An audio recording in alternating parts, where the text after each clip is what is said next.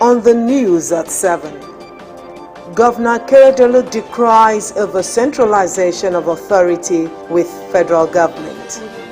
Ahead Ekiti governorship poll, APC debunks claim of court nullification of party's primary. PDP presidential candidate Atiku Abubakar picks Delta State Governor Ifeanyi Okowa as running mate.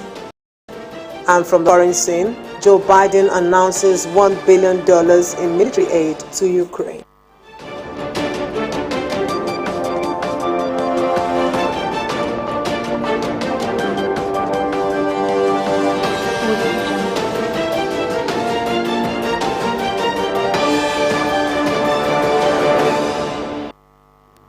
Good evening and welcome. Thank you for joining us on the news at 7.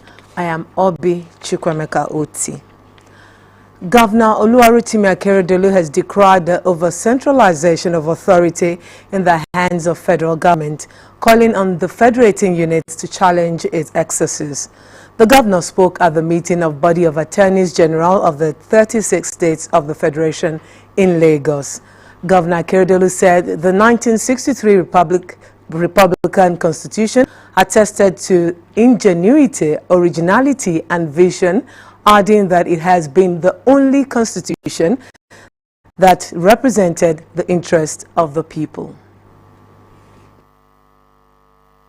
The constitution spreads out at 36 states, federal capital territory, 774 local government areas, but that same constitution treats the state like an outpost of the federal government. We are not treated as a federal unit. That's what we are saying. All of us are still like prefect for Lagos, someone prefect for Ondo, prefect. So there can't be real economic development in the country run like a military garrison. It's not possible. I'm worried about my state. I have bitumen. I'll just wake up. We have a company, one company has come. They are prospecting for bitumen. I know nothing about them. Is it done? So those who are living there, they don't even know anything. And destroy all the vegetation there, and we will continue like this and say we are a federation. The event was also attended by Lagos State Governor Mr. Babajide Sanwo-Olu, the Attorney General of the Federation and Minister of Justice Abubakar Malami, Ondo State Attorney General and Commissioner for Justice Sir Charles Titiloye, his colleagues from other states, among others. Governor Oluwarotimi Akeredolu has charged traditional rulers in the state to make the forest around them safe. While receiving the State Council of Obas on a condolence visit over the terror attack on Owo in his office, the governor charged the monarchs to ensure safety of the environment, including the forest. He advised the monarchs to gather their hunters and rid the forest around them of criminals. Government House correspondent Wahab Bankole has detail of the visit. The Ondo State Council of Obas was led to the governor's office on a condolence visit by its chairman and DG of Akure, Oba Aladelusi Aladetoyinbo, following the recent terror attack in Owo. In his words of condolence, Oba Aladelusi described the attack as horrific, saying it was a terrible situation the monarchs could not comprehend. What affects you, what affects Owo, also affects every one of us in the state. We met, we said we cannot continue like this. They cannot come here and terrorize the state. I know your effort. Despite because of the insufficient fund, you still make effort to recruit more Amotekun.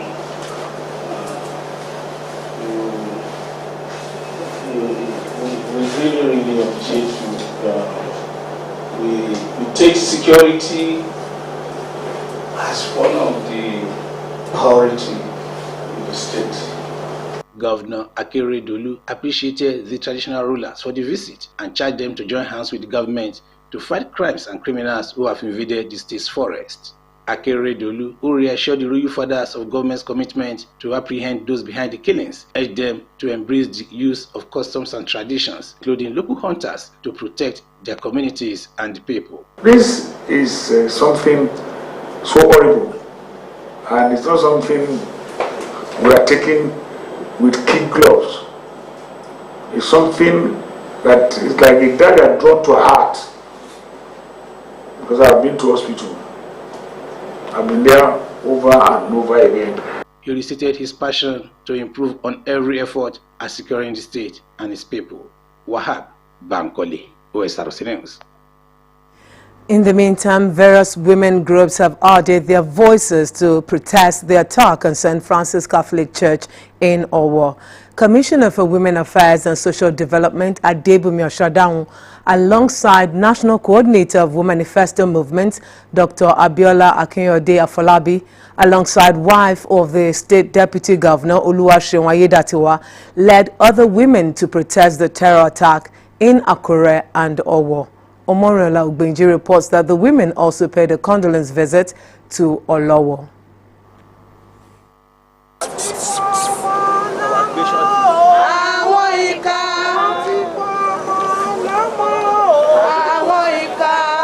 The women groups include National Council of Women Society, Federation of Muslim Women Society, Red Cross, Market Women, Iyalajes Iyalojas, Women Wings of Christian Association of Nigeria, Women Artisans, and Women Manifesto movements in Nigeria. They held the protest on the streets of Akure and Owo to register their condemnation of the attack that left many killed.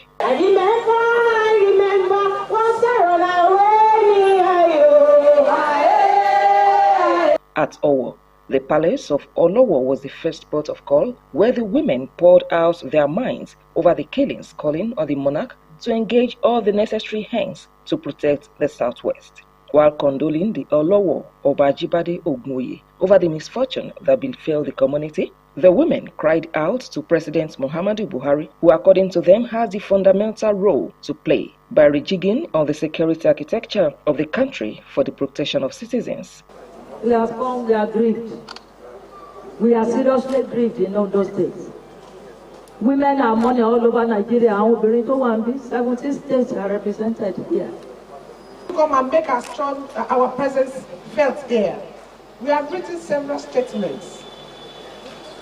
We have made several demands. It looks like nothing is happening. The governor of this state is one of those who have been advocating for a restructuring, and we're standing by that. The Olowo lauded the women for their unrelenting efforts at making things right in the country, saying monarchs are putting heads together in tackling incessant killings in the region. The king also called on federal government to allow the federalism in the country to be in line with the world standard, where police and other security agencies are adequately equipped for the task before them. The women folk are powerful. You know, they know how to achieve whatever they set out to do. We know this will go a long way in turning things around positively in Nigeria as a nation. The women also visited victims at the hospitals, where relief materials and other valuable items were donated for their support. Omoriola Ugbenji, Osrc News. Meanwhile, Governor Oluwarotimi Akeredolu has assured that nothing will be spared to ensure that perpetrators of our Catholic Church attack will be brought to book. The governor spoke in Akure while playing host to women groups under the aegis of Women Manifesto, led by his wife Betty. Our Government House correspondent Wahab Bankole again completes the story. The Koko Conference Hall of the Governor's Office in Akure played host to women groups, including the National Council for Women Societies, Federation of Muslim Women Societies, Red Cross, Market Women, Iyalojas, Iyalajes, Women Artisans, and the Women Manifesto Movement of Nigeria, among others.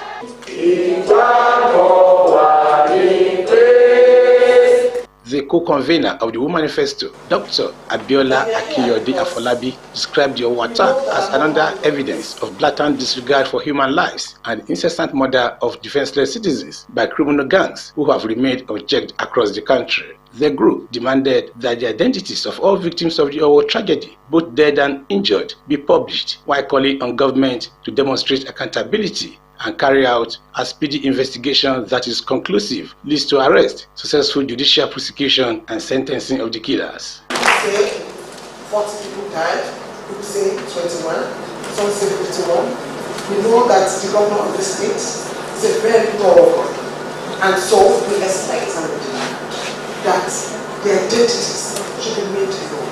If there is a plane crash, there will be a manifest that will show the identities of the people who died. It's very important, sir. A concerned wife of Ondo State Governor, Betty Anyanwu Akeredolu, lamented that it is not the best of time for mothers. The First Lady stressed that women are bleeding from the bad result put on their bond that binds them. We have also chosen this route to identify with our sisters who lost children and husbands to this horrendous carnage. Governor Akeredolu appreciated the women groups and maintained that such horrendous attack, which had never happened in the Southwest, was highly devastating. According to him, the Southwest people have always embraced peace in Nigeria while describing the attack as horrendous. He assured that the government will spare nothing to ensure that the perpetrators are brought to book. It might take some time because we know they move in the forest. One thing I know is that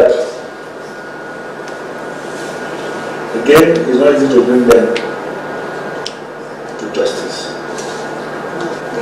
Because we want to fight you to the end. One thing I can assure you, we will take justice to them. The governor appreciated medics at the Federal Medical Center and St. Louis Hospital, both in Owo, Ondo State Ministry of Health, University of Medical Sciences Teaching Hospital, and students of College of Health Technology, Akure. Wahab Bankole, Osrc News. Not leaving security yet, Ondo State House of Assembly has committed the bill for the amendment of a law for the establishment of Ondo State Security Network Agency and Amotekun Corps Law 2022 to the House Committee on Security. This is in furtherance of its efforts to ensure that the security of lives and property of residents are guaranteed.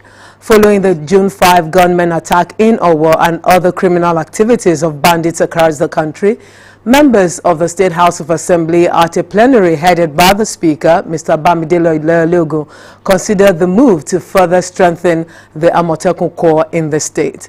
The lawmakers affirmed on the need to review the law that established the Security Network Agency to ensure that the security of lives and property of citizens at the grassroots are taken care of. To politics now. The All Progressives Congress in Ekiti State has debunked the news doing the rounds that a court in Abuja had nullified the party's governorship primary. The state's APC Publicity Secretary, Segun Dipe, in a statement affirmed that Biodun Oyebanji remains the party's candidate. An aspirant, Kayode Ojo, had instituted a suit at the Federal High Court Abuja, accusing the party of conducting a fraudulent primary poll. The court transferred the case to Ado Ekiti for lack of jurisdiction. In another development, the Independent National Electoral Commission, INEC, has distributed sensitive materials for this Saturday's governorship election in Ekiti State. The materials were distributed at the INEC State Office in Ado Ekiti in the presence of journalists, party and security agents to the electoral offices in the 16 local government areas of the state. The resident electoral commissioner, Dr. Adeniro Tella, who distributed the materials, said the electoral officers will take the items to their councils, where it will be sent to the polling units on Saturday morning. He expressed the hope that there would be no late arrival of materials to polling units on Saturday. Dr. Tella said the ballot papers were color-coded for each local government area in order to prevent electoral fraud. He added that the results sheets were also customized according to the polling units. We'll go on a break now. When we return, the news at 7 continues. Please stay with us.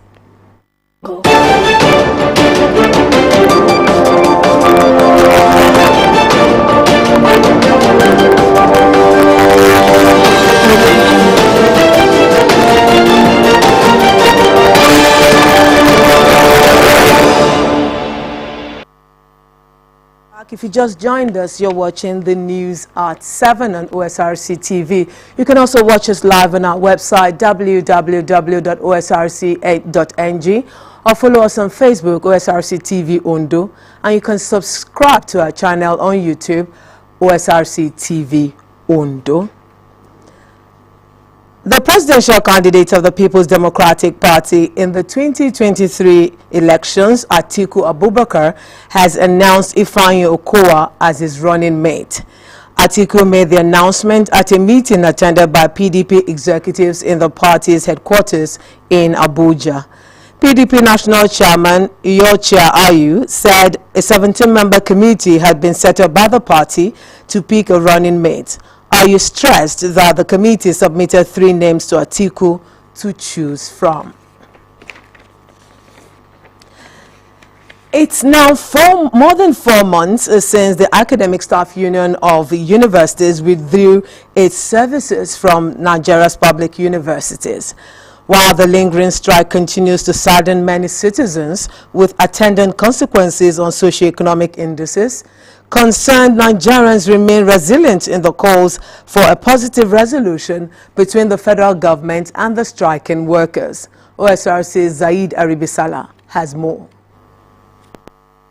It has been 4 months since the Academic Staff Union of Universities in Nigeria embarked on an industrial action to press home their demands on a range of issues. The union had on February 14 commenced a 4-week industrial action before announcing a rollover on March 14 for another 2 months. Since the union's first strike in 1988, when it protested against the regime of General Ibrahim Babangida, ASU has done tooled 16 times in the last 23 years. With no end in sight to the 2022 strike, Nigerians have intensified calls for the face-off to stop for the benefit of all. So that means that there's a problem somewhere. So we just have to retrace those problems and see how much more we can harmonize it. It's very, very wrong when students are at home for 3 months, 6 months. It has a negative effect on the society. And there should be other means through which this body can also make their yearnings known, you understand? And government on their own part too, they should be able to keep up to promises. This thing is for the betterment of everybody. The researches, everything that will be done during these processes will be beneficial to everybody. Even in generation yet unborn, they will meet these structures, they will meet this development. It only takes you 4 or 5 years to graduate. Whereas you can see so many people there now, they spend 7 years in a university, and this strike can be going on. I just want ASU and the federal government to come to the table for the benefit of the student, because they are the ones that are suffering. Because they said that when 2 elephants fight, it is the grass that suffer. And we have been going on with this for so long. They need to come, and the elders in Nigeria, they need to come to the reality and say, we cannot continue like this. If ASU doesn't strike today, the Polytechnic people will strike, the other one will strike. For how long are we going to continue? The ripple effect of the strike has taken a toll on businesses and livelihood, with parents also feeling the brunt. If we want to do things the way it should be done, there should be more budget. They should create the budget that is for education, which is one of the things ASU is fighting for. Not only that, these ASU members should update themselves with the latest standard, the means of admission in our university doesn't go well with what is obtainable in developing countries of America. While the strike continues, some universities have pulled out to resume academic activities. The Chairman, Academic Staff Union of Universities, Federal University of Technology, Akure Chapter, Professor Olayinka Wokpetu, said the ongoing negotiation has been positive and a resolution imminent. The discussion has been on with renegotiation, revitalization, proliferation of state universities, and then of course UTAS. Everything is being discussed and we are on. So progress is being made. That's the most important thing. The longest strike in the last few years was in 2020 when ASU went on a 9-month strike. A repeat of that situation is what many concerned Nigerians dread. Sahid Aribisala, Osrc News. As part of its humanitarian services to engender societal development, the Adenike Kayode Fabumi International Foundation has donated food items and stationery to Ondo State School for the Hearing Impaired in Akure. The president of the foundation, Mrs. Adenike Fabumi, said it is important for the physically challenged to feel loved, hence the reason the foundation was given back to society. Bisola Luko reports that the school management uploaded the initiative. The report is presented from our studio.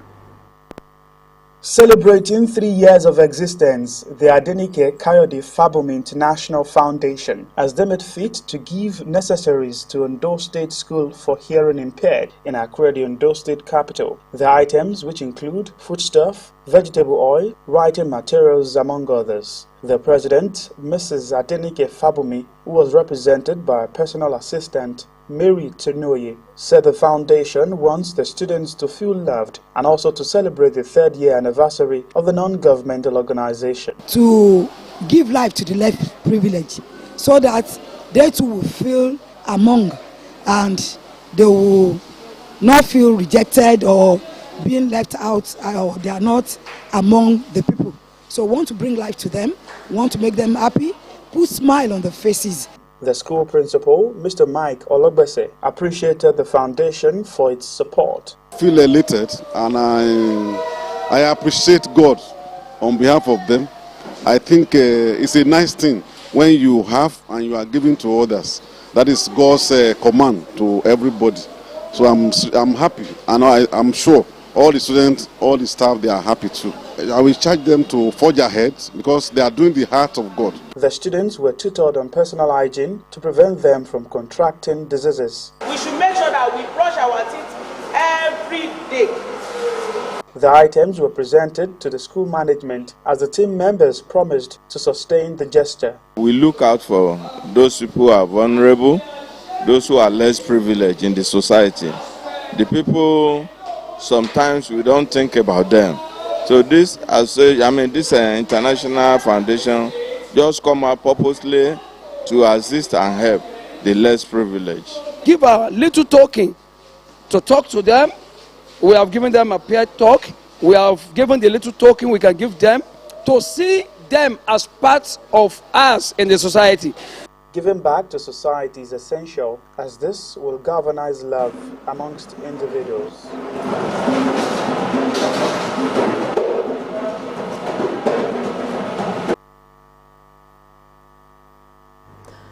The absence of a judge at the Federal Capital Territory High Court has stalled the trial of Peter Nwachukwu, husband of the late gospel singer Osinachi.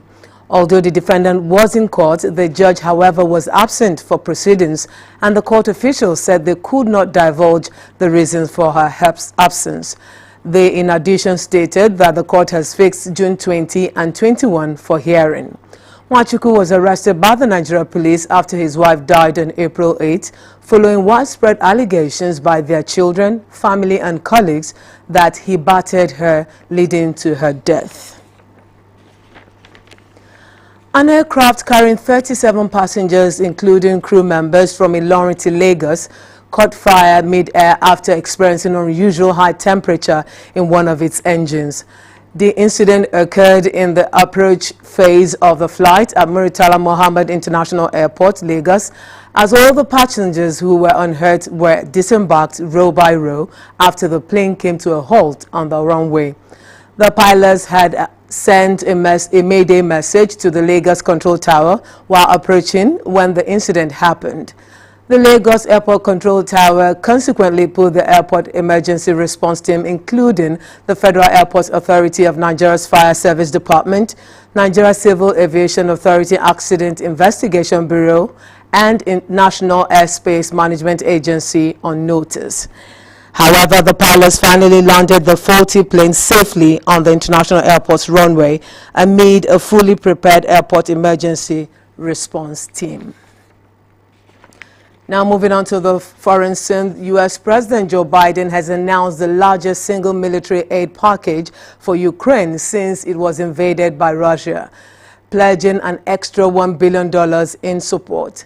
U.S. Defense Secretary Lloyd Austin said he would move heaven and earth to ensure Ukraine gets the weapons it needed.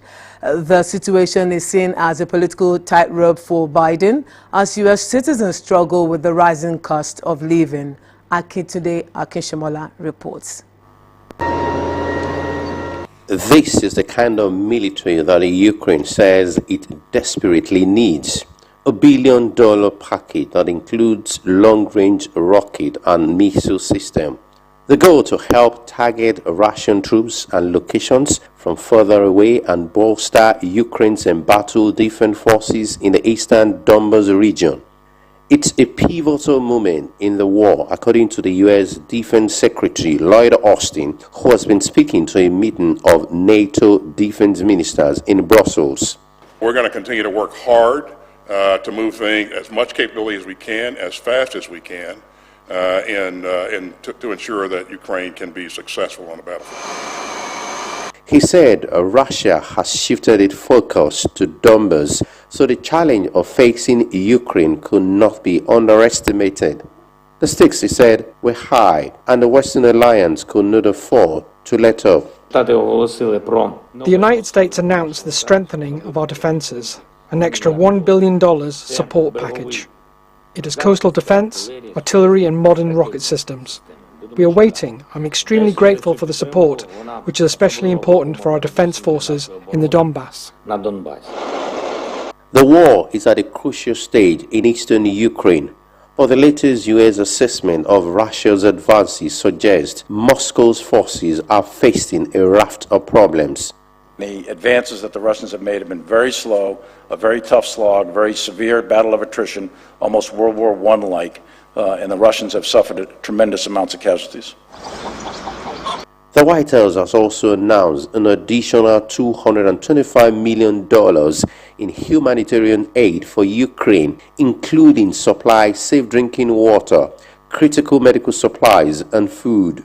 The U.S. says it's also trying to resolve some of the wider problems caused by the war. I think we're working real hard, not just with the leadership in Ukraine, but in the region, to try to relieve the pressure that has resulted from Mr. Putin literally weaponizing food. And so the president's looking at a range of options here to try to see if we can get grain out and into the market. And that's tricky business. A tricky business all round. The U.S. has now committed more than $6 billion in security assistance to Ukraine since the beginning of the Biden administration. But this is a country facing its own financial crisis. News of a higher than expected hike in interest rates and talk of a possible recession are a greater concern for some than a potentially protracted war in Ukraine. A political tightrope for Joe Biden to navigate in the months ahead. Akintunde Akinshomola for Osrc News. Now to sports. Confederation of African Football (CAF) has hailed the Super Eagles over their record 10-0 thrashing of Sao Tome and Principe in the 2023 Africa Cup of Nations qualifier. CAF on its website said Nigeria's historic win is thus far the hottest topic as the road to Cote d'Ivoire set up in top gear. Nigeria broke a 63-year-old record of 10-1 win over Dahomey, now Benin Republic. Before we go tonight, let's take another look at the major stories. We told you that Governor Oluwarotimi Akeredolu has publicly denounced the over-centralization of authority with the federal government. He made the statement in his keynote address at the 36th States Attorneys General Forum in Lagos. We also told you that the All Progressives Congress has debunked claim of court's invalidation of its party's primary in Ekiti. Presidential candidate of the People's Democratic Party, Atiku Abubakar, has picked the governor of Delta State, Ifeanyi Okowa, as his running mate. And from the foreign scene, Joe Biden has announced $1 billion military aid to Ukraine. And that's it on the news at 7 tonight. Thank you so much for your time. Good evening.